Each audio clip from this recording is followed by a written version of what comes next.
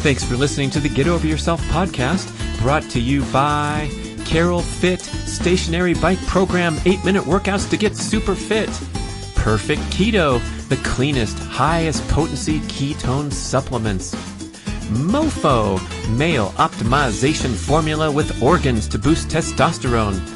Let's get checked. At-home testing kits. Try LGC.com. Almost Heaven, beautiful compact home use sauna kits. B.rad's macadamia masterpiece, the mind-blowing nut butter blend. And check out bradkearns.com/shop, my personal selection of favorite products for health, fitness, and peak performance. And here we go with the show. It's funny, like our minds have a tendency, if something is emotionally painful, we often convince ourselves that it must be complicated. So like, for instance, one of the most common emails I get is basically somebody wants to break up with somebody, wants to end their relationship. And they'll email Mark Manson about this? All the time, apparently. They'll give me this long backstory, and it's like, she's from Omaha, and my grandmother is 92, and blah, blah, blah. And you get like through 2 pages, and it's basically, I want to break up with them, but how do I do it? There are certain standards in therapy practice that must be adhered to. And part of that is that therapists are they're taught to be very, very careful about inserting or suggesting their own ideas. You know, they don't want to lead you. They want you to find your way yourself. And so it's part of their training that they're not really supposed to kind of be like, hey, here's your blind spot, you messed up. Essentially building self-awareness, anything that gets you to view your own thoughts and feelings from an outside perspective will build that sense of self-awareness. And so therapy is one way to do that. Journaling is a way to do that. Meditation is a way to do that. Reading books that talk about different thought patterns and ideas is a way to do that. So there are many ways to kind of work that muscle, so to speak. Talk therapy is one of many tools. It's a very effective tool generally, but it's not the only one.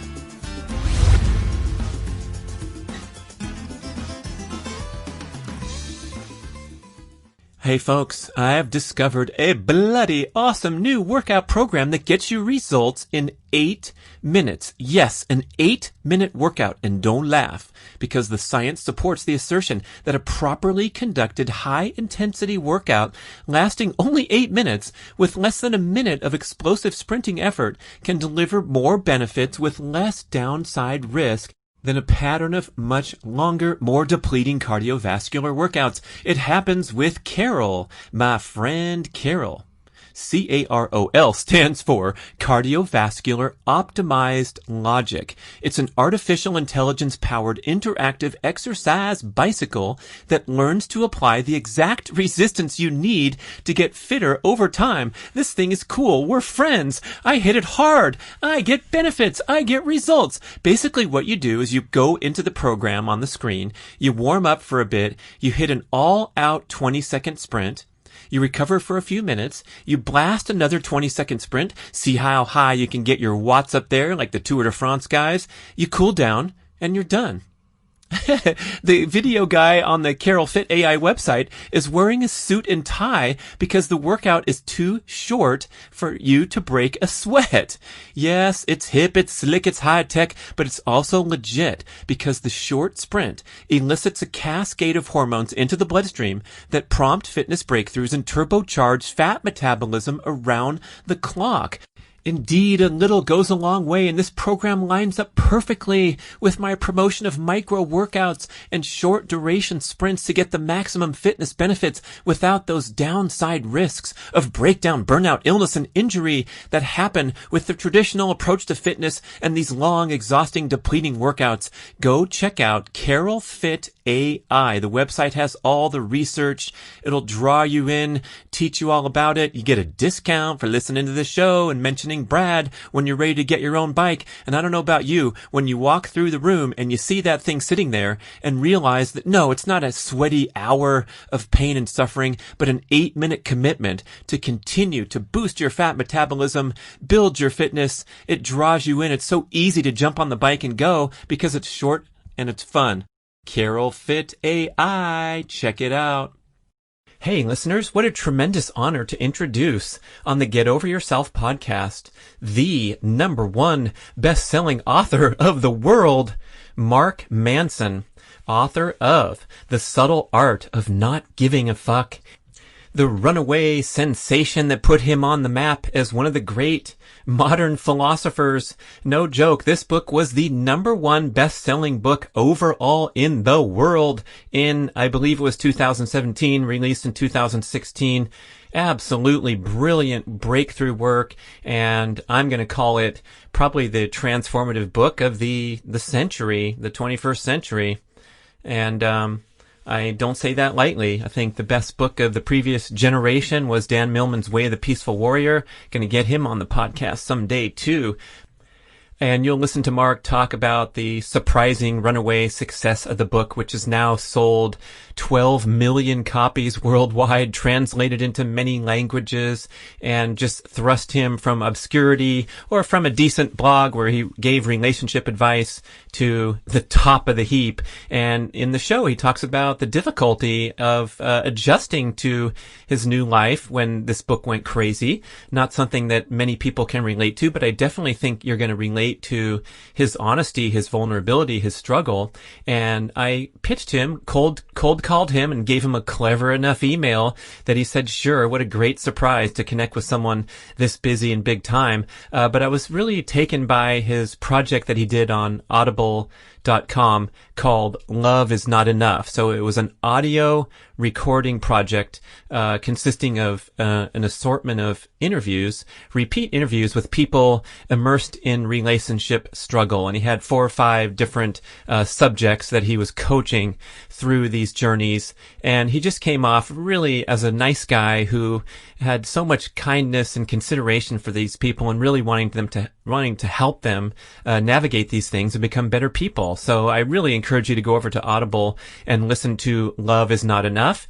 And when you go on Amazon now, you can buy this pair of books, The Subtle Art of Not Giving a Fuck, and the sequel called Everything is Fucked, a book about hope.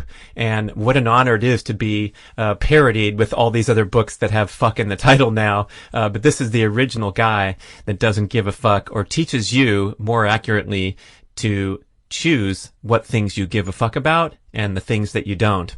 So we're going to get into some deep topics. I think this is a show that you're going to have to listen to at 1.0 speed instead of 1.75 or 2.0 like I usually do, because you have to really reflect on what he has to say. And we're going to get into all kinds of interesting topics, like why relationships success is really super simple, but we make it so hard and so complex. A lot of that has to do with replaying flawed childhood programming. We're going to talk about how the emotional brain actually rules over the rational thinking brain, even though our rational thinking brain convinces us that this is not so.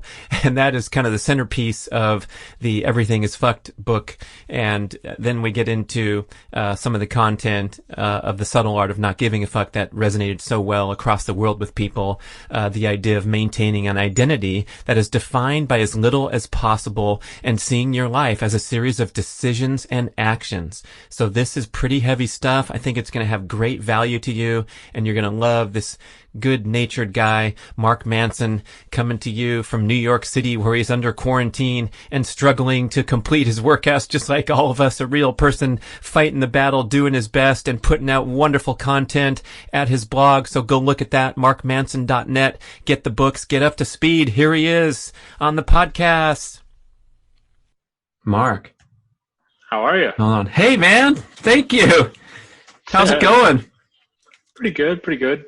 Hey, sorry I missed out yesterday. Quarantine life. It's just, shit's weird. It's getting crazy. Yeah. How is it in New York City? That's got to be the ultimate quarantine experience. It is the ultimate quarantine experience. I've only been outside I think 3 times in the last 6 weeks. Serious? Yeah. Uh, It's just there's not really anywhere to go. I mean, there's not much space here. And yeah, the city has basically told everybody that like, unless you're getting food or medicine or exercising, like, please stay home. And so yeah, I mean, we're pretty like comfortable and situated here. So why mess with it? But yeah, it's been a wild ride. So wow. Yeah, I feel like the getting outside and using your lungs and fresh air would be important as long as you have 6 feet, which is pretty easy in Central Park. But, the LA mayor has closed down the beaches and the hiking trails, and it doesn't seem like that's a big risk compared to, Costco's still yeah, open. yeah, it's the parks were open here, and then I think they got so crowded that they've kind of like told people to stay away. Yeah, So, unique problems in New York. Yeah. It's yeah. like the health club business. If every member came every day, the health club industry would go bankrupt because they can't fit 10,000 members. The only way they make money is people signing up, paying their monthly dues, and hardly ever coming. Yeah. Yeah. Yeah. Anyway, man, I appreciate you doing this, and I'm so excited to talk to you. Your insights have been life-changing for me, and I got all kinds of stuff to Cool. to straighten out. My first insight was listening to that "Love Is Not Enough," and you come off as a pretty nice guy for a big shot author doing this thing, and you care about these people, and the way you dispense advice too. I mean, you're hitting them with some pretty hard stuff, but they don't even realize it because you say it with loving kindness, and you're very sensitive to their responses, and then you get them into a completely different mode. It was beautiful. Thanks. I appreciate that. Yeah, it was a fun project, and it was a cool experience to watch people develop and change over the course of months. And then we get to the end, and you're saying, look, it's that simple, everybody. It's so simple to make it work, but then we make it so hard. So I wanted to start there and see if we can get some tips and tricks to unwind the complexity and the pain and suffering that we see so commonly in relationships when it really is so simple. Yeah, the concept of simple but difficult. It's funny, like our minds have a tendency, if something is emotionally painful, we often convince ourselves that it must be complicated. So like, for instance, one of the most common emails I get is it's basically somebody who wants to break up with somebody, wants to end their relationship.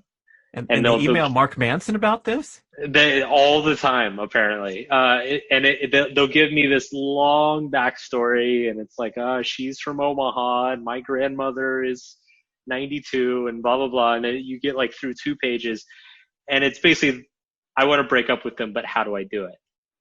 And to me, this is always a funny question because it's actually very easy to break up with somebody, or not easy, but it's very simple to break up with somebody. You sit down with them and you say, this isn't working for me.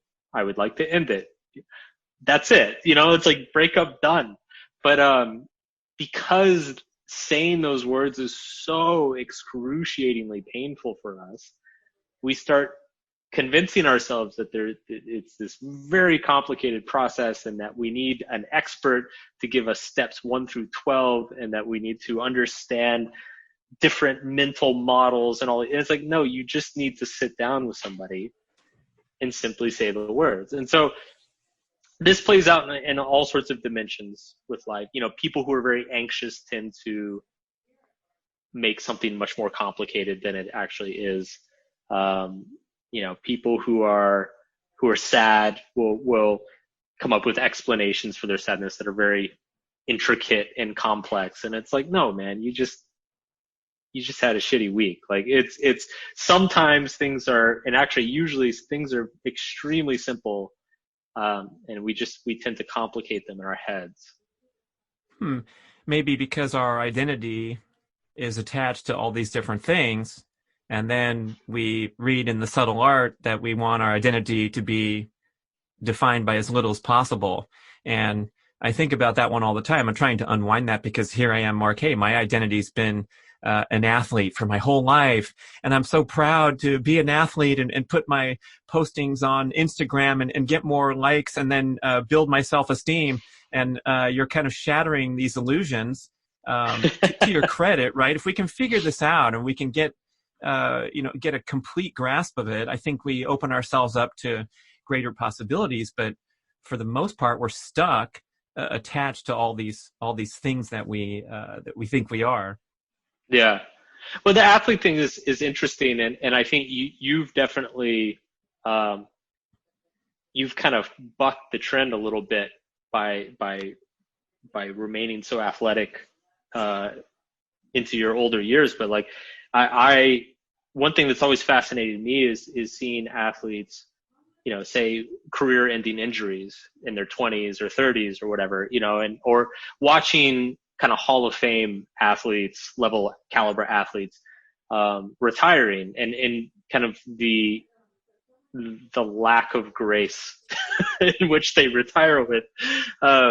It's fascinating to me, and it's completely understandable, because it's like, if you, like these people, if you take somebody, I don't know, like Brett Favre or Peyton Manning or somebody, or Michael Jordan, like they have been doing this thing. They've been the best person at this thing since they were like 4 years old. And it has been what they've done with all of their free time. It's what they've gotten paid money for. It's what they've been loved for. It's what they've gotten attention for. It's what they're known for. And then suddenly it's over. And, that is like an identity crisis. And so I think I have a friend here in New York who actually, he's a sports psychologist, and he works with a lot of professional athletes here on a lot of the New York sports teams. And he told me once, he said, yeah, whenever I get a young guy who comes in, he said, one of the first things I sit them down and talk to him about is, what are you going to do when basketball is over? Or what are you going to do when baseball is over? Because like, yes, you're 24 now and you're in your prime. But in 10, 15 years, like, this is over, and you're going to need something else, or else you're just going to be lost. And so he kind of prepares them for that fall. And so one of the ideas, I mean, this is kind of a long tangent to get back to one of the core ideas of subtle art, which is like, I think a lot of it is holding your identity loosely. But another thing that I write about is, I think of it in terms of like diversifying your identity. So not just being an athlete, find your self-esteem in multiple places. Be a good athlete, be a good father, be a good partner, be a good friend, be a business owner, be an investor, be all these different things that you can find multiple places where you can take pride and self-esteem, so that if one of the chair legs gets knocked out, God forbid, you don't fall on your ass. Right. I think forget about retiring, even during the experience. I mean, the reason I named my podcast Get Over Yourself is because that was the number one lesson that I had to learn as an athlete while I was an athlete, to not attach my self-esteem to the outcome. Because if I was able to be free from that, I was then fearless. I was like, what the F, to use one of your terms. I could get on the starting line and just compete without that nervousness and that pressure and that tension and that anxiety. And I suppose that extends to a writer trying to write a book, and if it's or someone trying to pass the bar exam, if it's life or death, I mean, that can motivate us to a certain extent. But I think that's when we get the train wreck lifestyles of the athletes, where that's all they're all about, and they can't function otherwise. If they have a bad day, it ruins everything. Totally. Yeah, it's the old process over outcome thing, right? It's like like focus on what you can control. You can't control the outcome, but you can control how well you do something. You know, how the amount of effort and energy that you put into something. You know, so yeah, I think that applies all over life, including writing as well as athletics. What about relationships? Can you go in there and you know, we're supposed to see our life as a series of decisions and actions that takes away the identity part. Can you apply that to a love relationship and sort of not be attached to the outcome? Just do your best every day and not take anything for granted. Like, hey, we're planning to stay married and raise this kid, maybe, or that kind of thing. Actually, I think it absolutely works with relationships. And one of the first things that I think kind of any good relationship coach will say is that success isn't necessarily staying together. Sometimes success means breaking up with somebody. You know, sometimes two people are just not right for each other. Like, it's just not a good situation. And so, and you know, kind of bringing it back to love is not enough. Like, I definitely always made an effort to not have some sort of expectation in mind of like what is right for this person. You know, sometimes they would come in and with a problem and they would have an expectation of what they wanted to get from the process, but that doesn't necessarily mean that is what is good for them or what is healthy for them. And so my philosophy with relationships is that you focus on your emotional health. Like, get your emotional life in order, get your emotional health in order, and the outward stuff will start to take care of itself. Bad relationships will either improve or they will fall away, and good relationships will get better. Because I think the opposite approach, you know, it's like deciding if you're having like marriage problems, and you decide like, you know what, my partner, I want him or her to be this way. Like, they need to understand this, and I'm not going to be happy until my partner does X, Y, and Z. Like, you're just setting yourself up for misery. But so common. I mean, we go there, we trigger there so quickly. So how do we distinguish between, you know, our flawed childhood programming playing out versus a healthy request or an establishment of boundaries that you talked about so frequently with your guests on Love Is Not Enough? It's hard. I mean, this comes back to the simple but difficult. You know, we all have some of these unhealthy patterns in how we interact with people, especially people we're close with or intimate with. And I think the first thing is just to recognize those patterns in yourself. Recognize like, oh, this is an area that I tend to get triggered and try to control my partner or control the relationship. And recognizing that, and then allowing yourself to kind of let go of that control and simply, you know, tell your partner how you feel. Say like, this makes me feel this way, but then leave it alone and trust them to be there for you, or to come to some sort of solution that works for both people. Boy, that recognition is a tough one. Maybe sometimes you need someone outside of yourself, like a good friend setting you straight. You know, I've had those people in my life that had no filter on their mouth, and mostly they were, you know, they had a high score in the dick category in general life, but you know, I treasure that unfiltered feedback because it is so rare these days. Yeah, I think friends can be good for it, family.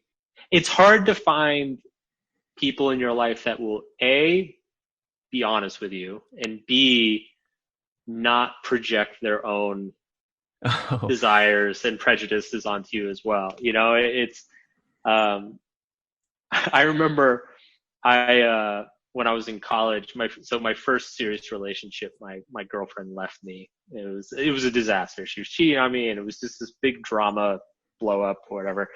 And I remember I'd kind of be like, I lived next door to like this pizza place, and I kind of become friends with some of the guys who work there. They're like old school Italian dudes in Boston.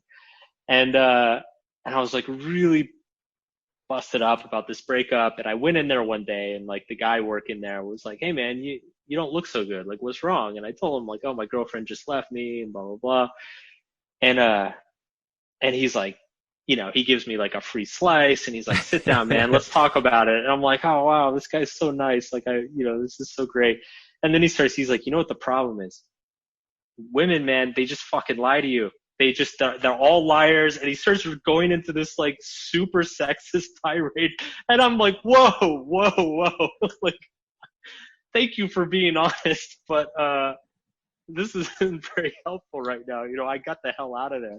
So it's like, you need people to be honest, but you also need to make sure that they have your best interest, that they're not just projecting their own bullshit onto you, that they're not just, trying to prove something to themselves. And it's hard to find that. It's really hard to find that. Well, I guess you could find that in therapy if it were a really valuable interaction where instead of just someone listening to you spill your guts, which is kind of my aversion to, I don't need to pay somebody for me to, launch into my diatribe. But if someone can kind of help set you straight with that independent perspective. Yeah, a good therapist, I think ideally that's kind of what they're there for. Relationship counselors, generally, that's kind of what they're there for. But yeah, the quality varies a lot. Yeah, it seemed like your approach on the recordings was sort of counter to our usual experience of therapy, and it seemed more effective because you were kind of cutting to the chase in certain ways, or getting the people to look at things maybe in a different way than they might after 50 therapy sessions. Yeah, it's there are certain standards in therapy practice that must be adhered to. And part of that is that therapists are they're taught to be very, very careful about inserting or suggesting their own ideas. They don't want to lead you. They want you to find your way yourself. And so it's part of their training that they're not really supposed to kind of be like, "Hey, here's your blind spot. You messed up." That's kind of looked down upon in the therapy profession, which is understandable. I think if you're trying to like kind of create a one size fits all template, you have to be aware. You have to be careful of those sorts of things. Like as a coach or somebody who's trying to help somebody else, like you need to be aware of the ways you could potentially project your biases and prejudices onto them, or lead them in a direction that they wouldn't necessarily want to go themselves. I'm not a therapist. I'm just a dude who writes stuff. And so I have the liberty to kind of just steer people where I want them to. And I try, and I'm very open about my thought process as I do it. And so in many ways, it's much more aggressive than typical therapy. And it's the sort of thing that if I'm good at what I do, then it can be very effective. But if I'm not, it can be dangerous. So it's like if I'm an idiot and if I'm like the guy in the pizza shop, I could start leading people down some like bad beliefs, because they're putting their faith in me and trusting me.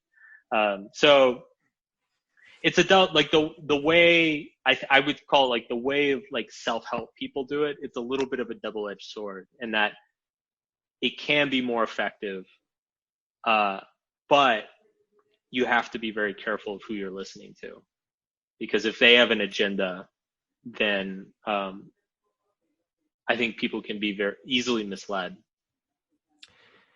Well, I guess if you get misled down the wrong path, you could have an awakening, and your educational growth thing could be that you conclude the guy's an idiot who gave you this advice, and that could be wonderful. I could be like, hey, Mark, I wanted to thank you so much for suggesting I break up with my girlfriend. We're back together. I just got her a ring. Hey, man, and I think those things happen in real life too. I mean, yeah, for sure. I mean, and it's I've been wrong many times, and I try to always remain aware of that. But yeah, I mean, if you look throughout the self-help industry, I mean, there's a lot of movements and gurus that kind of went down some stray path, and people, and it actually ended up teaching people what not to do, essentially. Very valuable life lesson. I'll never forget it. Yeah. So back to that that first step, that we need to acknowledge our flawed patterns. Do you think that we know better than we might admit if we really sat down and got quiet about it, and maybe without the therapist's help or the life coach, we could just recognize how we're sabotaging or doing those repeating patterns that were described with the people you helped in Love Is Not Enough? I think, anything that builds self-awareness will help with these sorts of processes.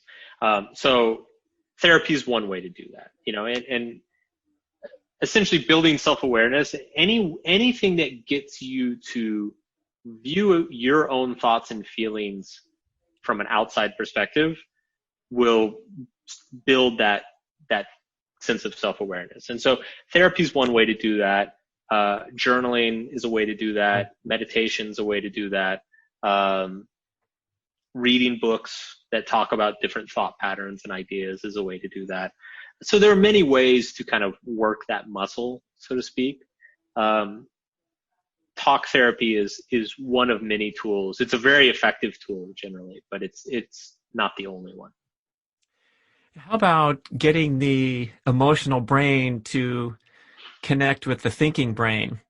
I'd love to talk about that some more, because that was a real eye opener for me, because we're so good with the thinking brain. And I remember, back to the athletic reference, I was this highly analytical athlete, where I'd sort out the things that caused me to race poorly, and then design a scheme to change them, and strategize with different experts. And you're going so far down into your thinking brain, and especially if it comes to relationships or personal improvement or the things that you write about so much. How do we make that bridge where we acknowledge that the emotional brain rules overall? Or you can describe it better, I'm sure. This is the content from Everything Is Fucked I'm getting to now. Yeah. In the last book, I talked about how our general assumption is that we're rational creatures who sit down and plan things and schedule things and set goals for ourselves and do A, B, and C to try to achieve those goals. And there is a certain amount of stuff of that does happen in our heads, but ultimately we're all very emotional creatures. We generally come to our beliefs and our conclusions emotionally. We make our decisions emotionally, by and large, and typically our thinking brain, his job is to simply come up with the explanations afterwards that make our emotional decisions sound correct to us. And I think anybody who's, it's interesting you bring up the analytical thing, because I have a tendency to get super analytical and start quantifying all this. I used to track like how many hours I wrote and how many words I would write per hour and all this stuff. And I think anybody who does that sort of thing long enough and is honest about it, they start to notice all the different subtle ways that they can fudge the numbers one way or another. What time exactly do you start counting? And that thing you jotted down in the evening, does that count? Because that didn't fall with, you start finding all these you move the parameters around to kind of fit the conclusion you want to see.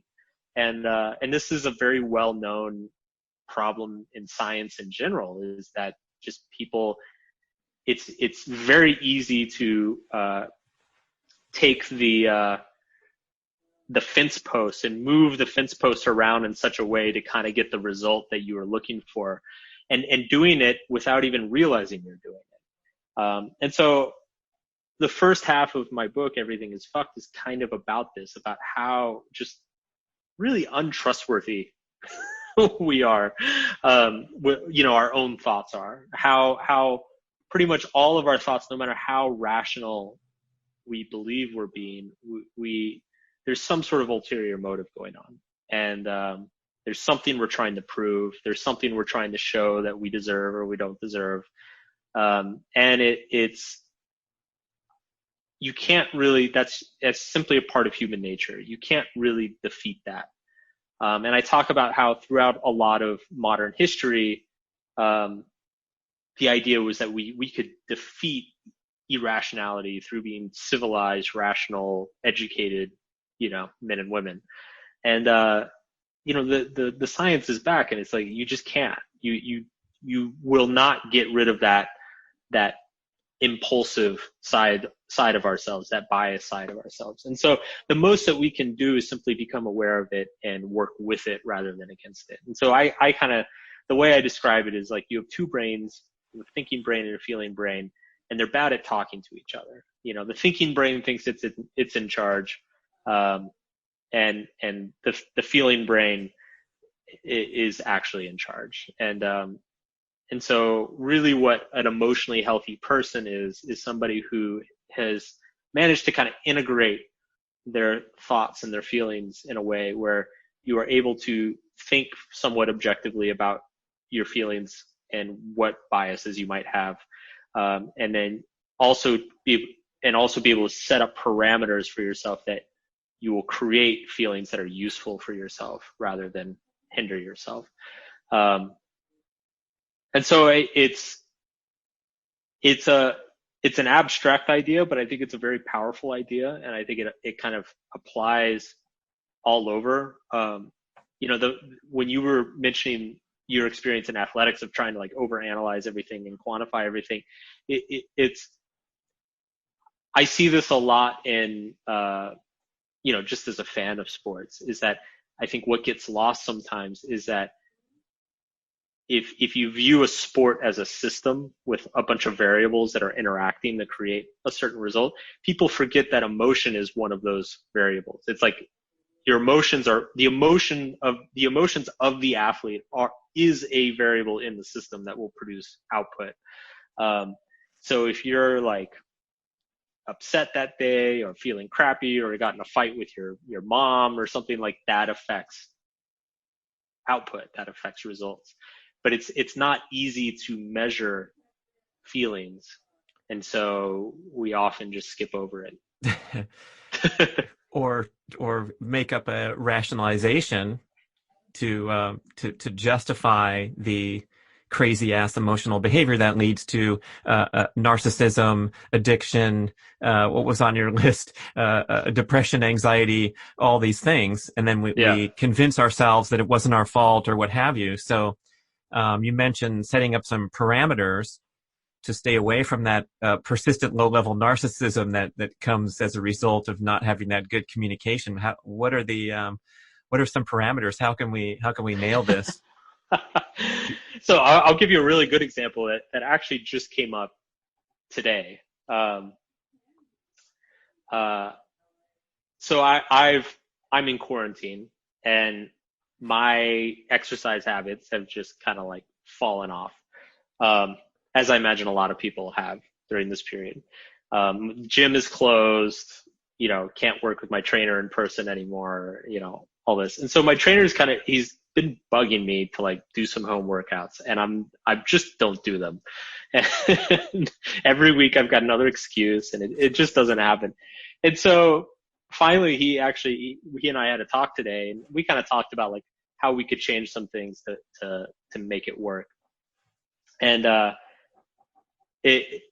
basically he said, okay, let's do this. For the next month, every time you miss a workout, I'm going to donate money to the political party that you hate.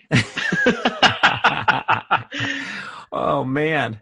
And I immediately was like just overwhelmed with fear. I was like, oh God, no. And he's like, not only am I going to donate money to that political party, but I'm going to donate it in your name.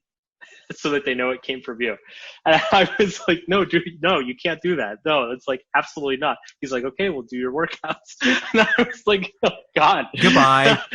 I know. And so like Whoops, now got another call. See you, Mark. Good luck. Bye.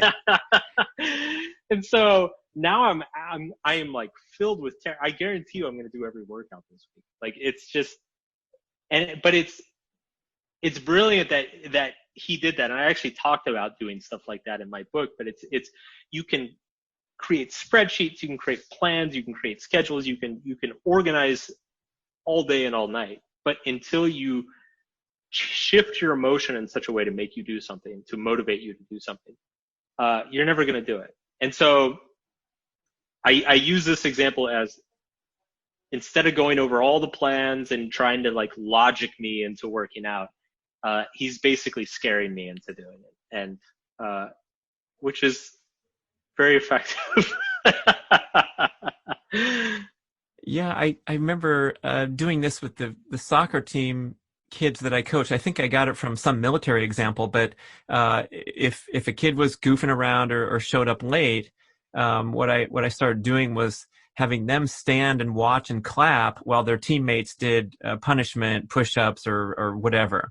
And so Yep. sort of the opposite switch from some kid trying to get attention and didn't mind doing the extra push-ups.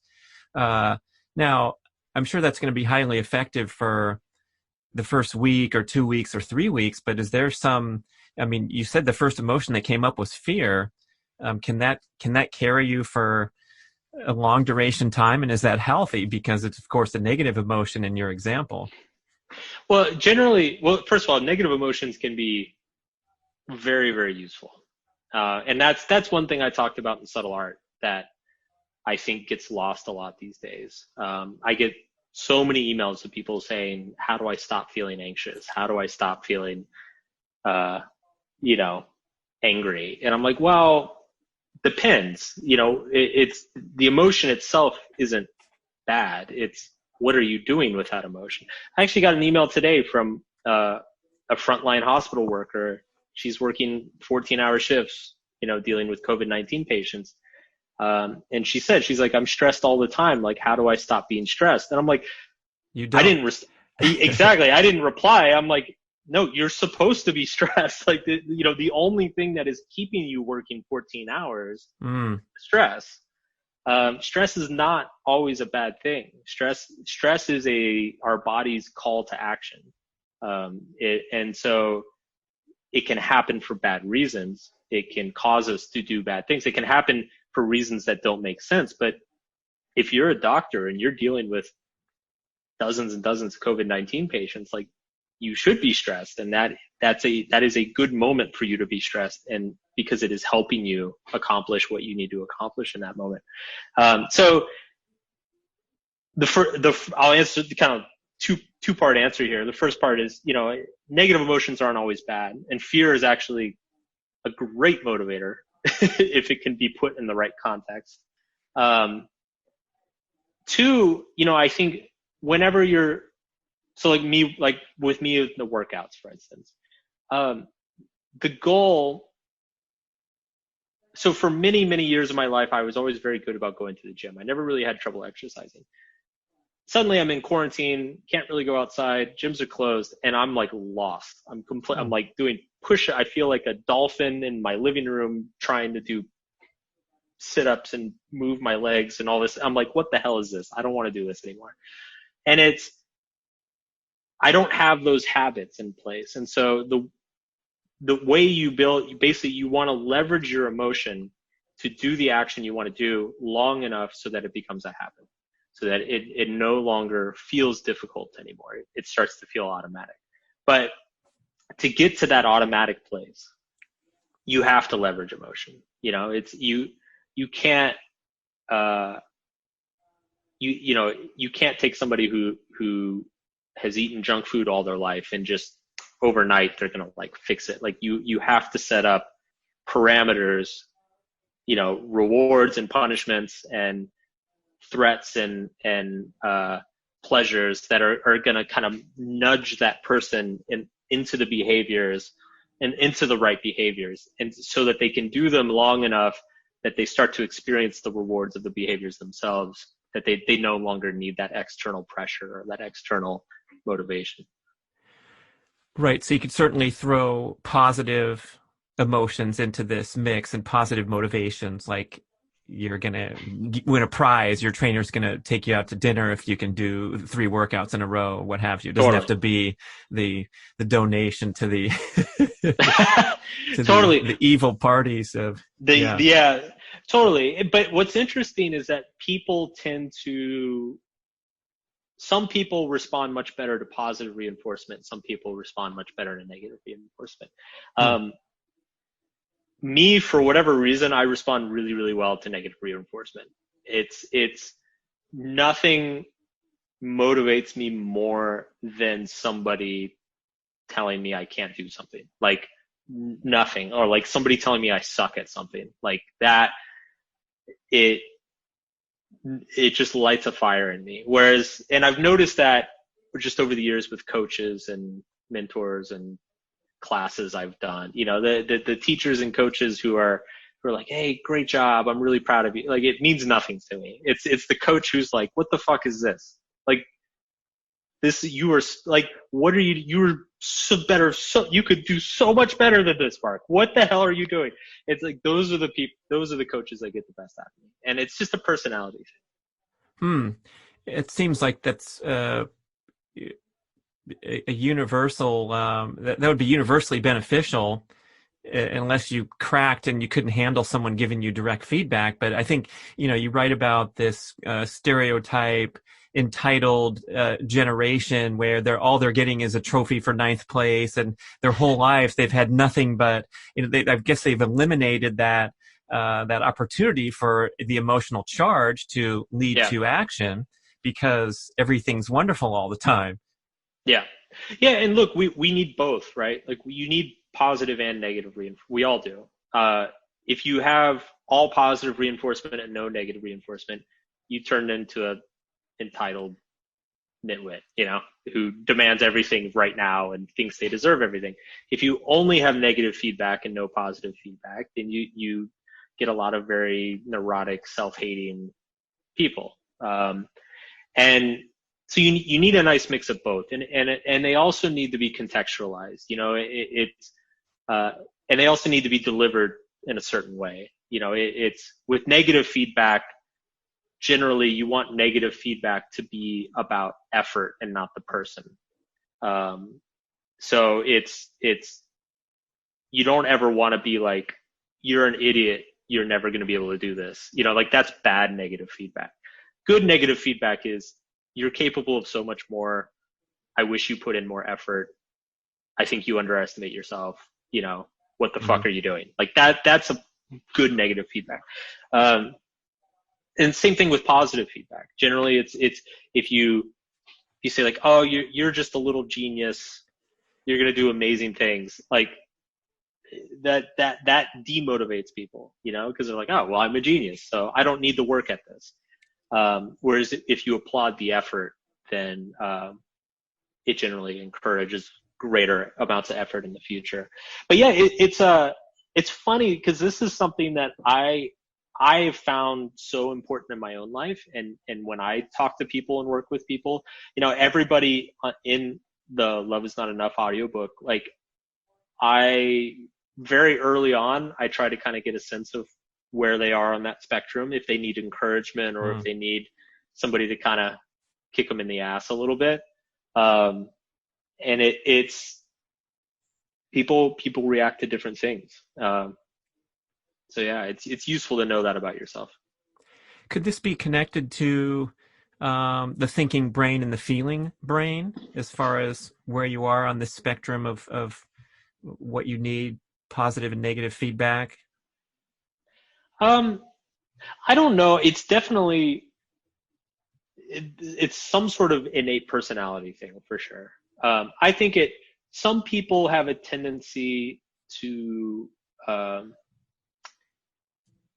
let's put it this way. Some people have a tendency to kind of overestimate themselves, and some people have a tendency to kind of underestimate themselves. And I think people who tend to overestimate themselves, which I include myself in that, it's very healthy for me to like hear somebody kind of cut me down a little bit.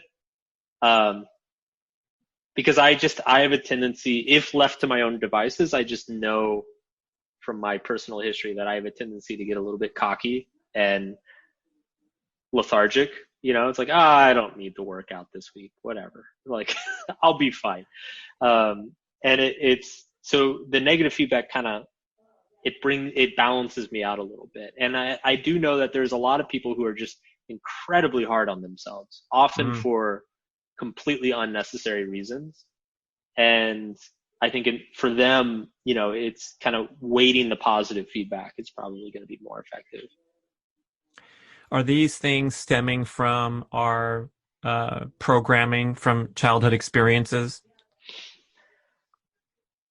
I really don't know. I definitely think that there's probably just a personality, like a permanent personality component. The same way some people are just more extroverted and some people are not. I think some people are just really respond to abrasiveness better than others. And, but I mean, that's just the conjecture. I actually don't know any research on that.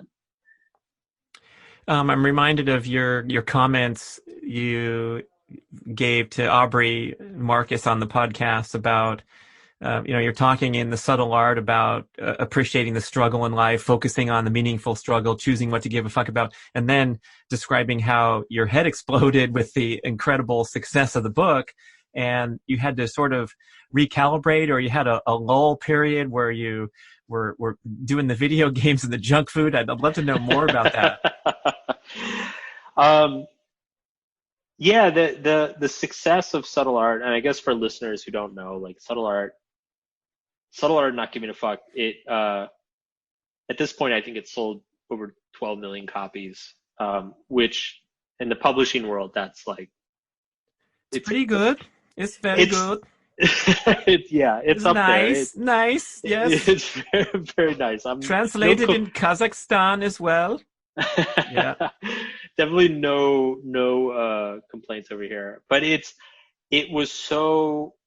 success so far outstripped my expectations that I literally hit a point where I didn't know what to do with myself. In my mind, there's that John Lennon quote that life is what happens to you when you're making other plans. In my mind, I had planned like, okay, this is my first book. Let's try to get a good launch. And then, over books 2, 3, 4, and 5, I'll try to build up, become a big bestseller, develop like hit the speaking circuit, do all these things. And pretty much all of my kind of life goals that I had lined out for myself over the next 10 to 20 years, I hit them all in like three months, and which was incredible. It was absolutely amazing for about 6 weeks. And then on like week 7, I woke up and I'm like, oh my God, I have no clue what to do with myself. Because it's like everything that I've been working for and dreaming about for the last 10 years, like just happened. And now it's over. Like now I have to, like, I don't know what the next thing is. Like, it felt like you could only go down from there.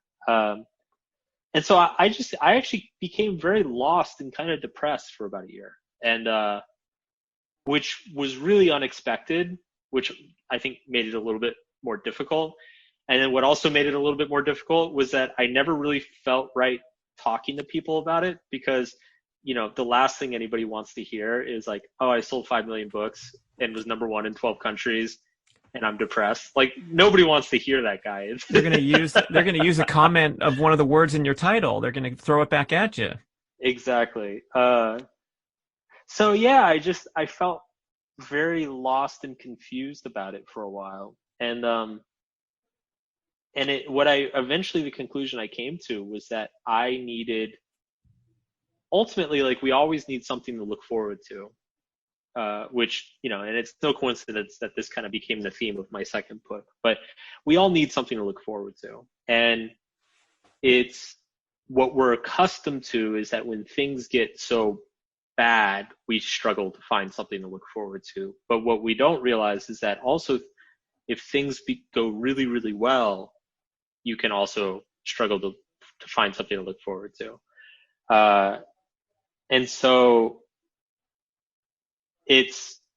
for me, it was very much just about finding new dreams and new goals for myself, and finding a new vision for myself in kind of like a post subtle art life.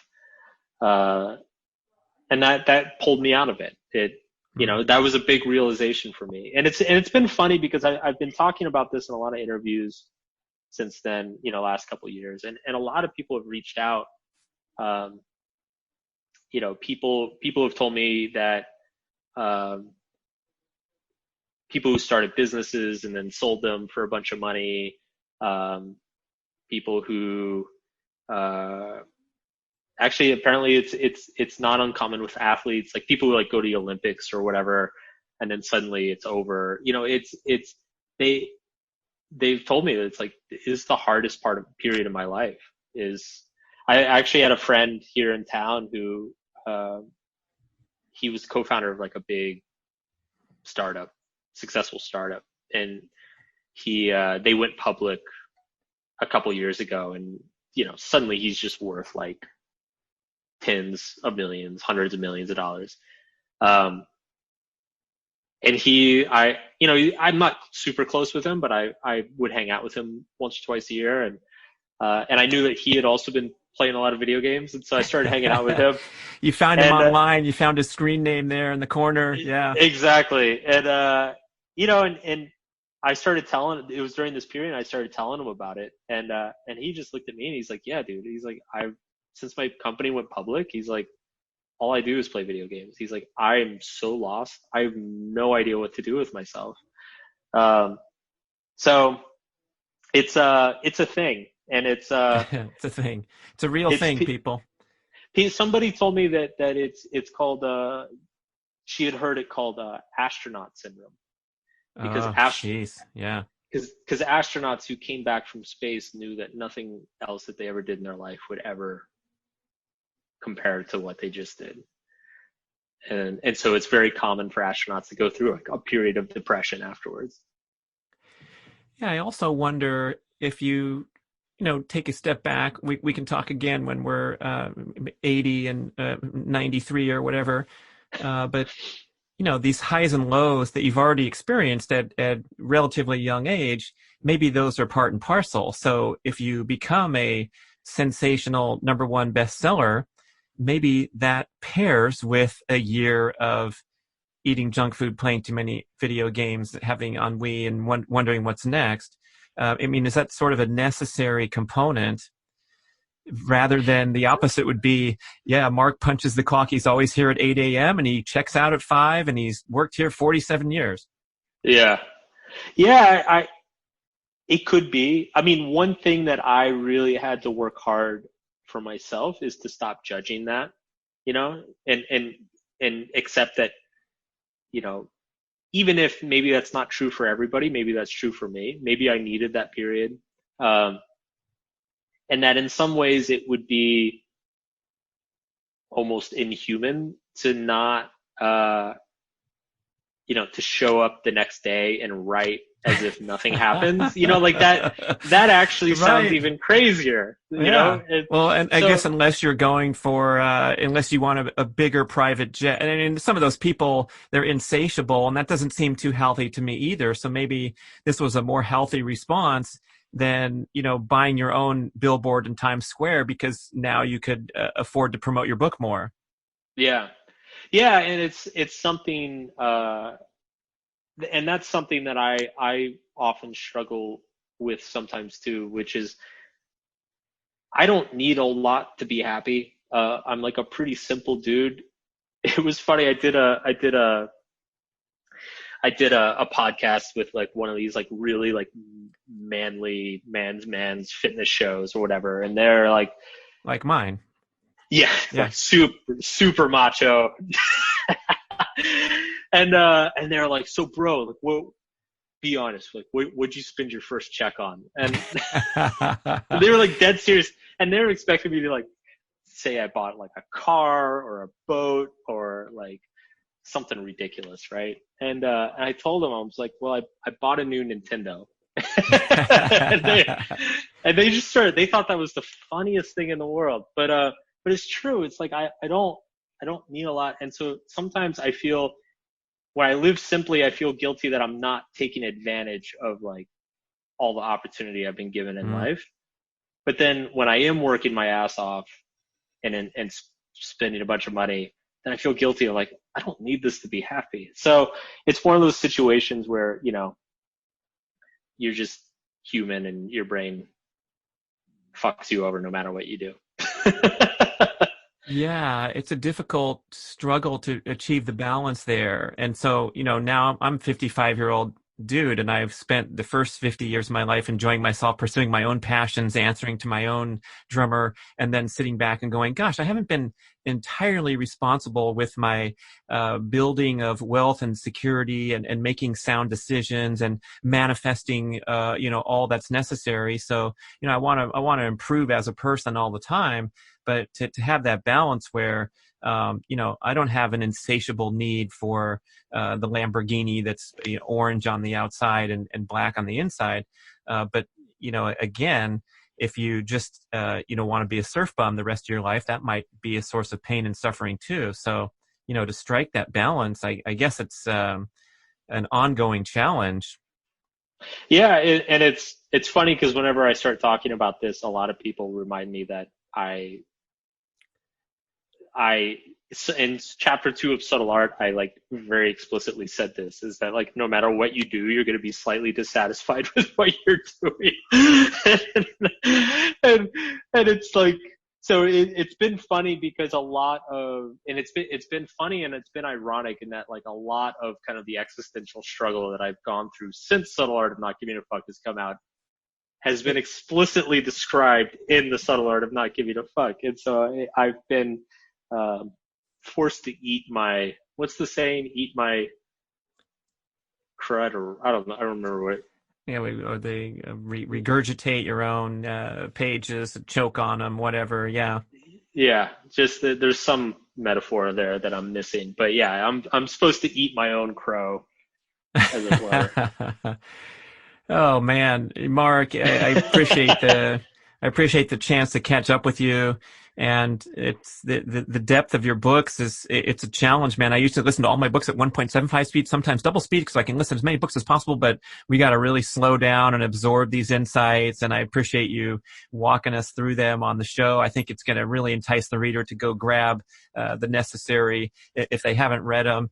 And I think they string together nicely, and it gets us thinking about these things, especially that, connecting the feeling brain with the thinking brain. That's an ongoing, I mean, almost every thought that comes out, you can kind of see where we have a chance to go south.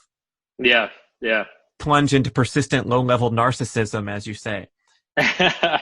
Yeah. I mean, that's kind of our default state, I think. Not that we know it, but if you say so, I'll try to accept those words and think about it a little bit. Yeah. Okay, so you did this interesting, unique project called Love Is Not Enough for Audible. It was just an audio recording with the interviews with the couples. And yep. What's up next, man? What other creative thing you got cooking? I am just finishing off the draft. I'm helping Will Smith write his memoir, and just finished off the first draft yesterday, and just started revising it today. So that will come out probably next year sometime. But that's been a lot of fun. That's been a really, really cool perk.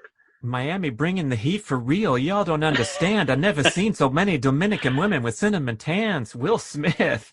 Oh man. Well that's gonna be a great book. Yeah, he's awesome, and it's been a ton of fun, and it's really honestly like it's been one of my favorite projects that I've worked on in my career. Just because I mean he's fun and he's got a lot of cool ideas and an interesting life, but it's been a real honor to just take somebody who's done so much in his life, and just help him share it with the world. You know, he's never really opened up about his life before, and so it's a real honor to kind of be a part of that and help him do it. Did you have to beat out numerous other high-profile candidates for the job of getting his life story together? I don't know, but it was, you know, getting the gig was a real trip. It was maybe the weirdest job interview process I've ever gone through. I don't know how much I could talk about it publicly, but it was, there were a lot of gatekeepers and then a lot of just surreal experiences of, like, you know, getting an email on a Wednesday night saying, "Are you free to go to London?" And then replying and being like, "Yeah, sure, when?" And they're like, "Tomorrow morning." You're like, "Wait, what?" They're like, "Are you serious?" "Okay, yeah, well, there's the ticket." "Yeah, they're serious." "All right, well." He had to see if you could hang Big Willie style, of course. Exactly. I guess I passed the test. All right, Mark Manson. We know where to find you, markmanson.net. Anything else we want to share with the listeners to track and follow? No, you know, check out the books and stay safe out there. Stay healthy. Yeah, now when I search for the books, they pull up together. Like, they force you to buy both of them. So that was clever on Amazon. And why not? Why not? Good. You know? Yeah, stay safe and healthy, everybody. Thanks for spending the time, Mark. Yep. Thanks for having me. Thank you for listening to the show. We would love your feedback at getoveryourselfpodcast@gmail.com.